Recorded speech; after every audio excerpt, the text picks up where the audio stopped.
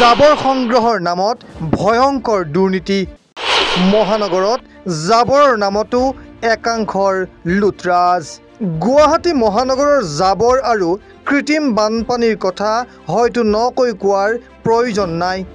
কেৱল মহানগৰবাসীয়ে নহয় সমগ্ৰ ৰাজ্যবাসীও কিছু পৰিমাণে এই সমস্যাৰ সন্মুখীন হ'বলগীয়া হৈছে শাসনাধিষ্ঠ চৰকাৰখনে অৱশ্যে জনসাধাৰণৰ সুবিধাৰ বাবে মহানগৰৰ সমস্যাবোৰ সমাধানৰো ব্যৱস্থা গ্ৰহণ কৰিছে জাবৰবোৰ সঠিকভাৱে ৰখাৰ ব্যৱস্থা আৰু নিষ্কাশনৰ বাবে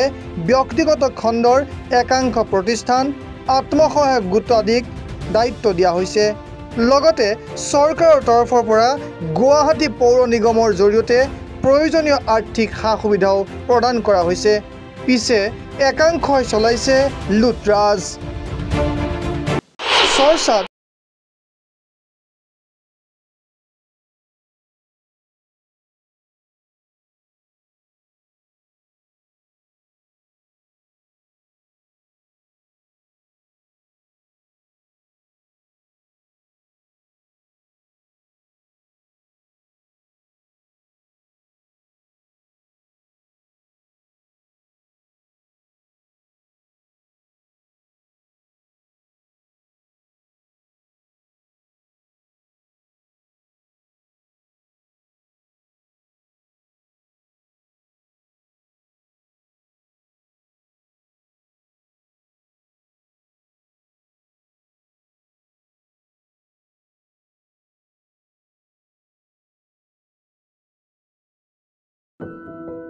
এনিভাৰত 24ৰ প্ৰথম প্ৰয়াস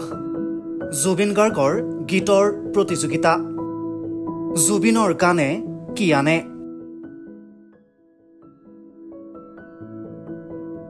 অডিশ্যনৰ বাবে যোগাযোগ কৰক 8638661821 আৰু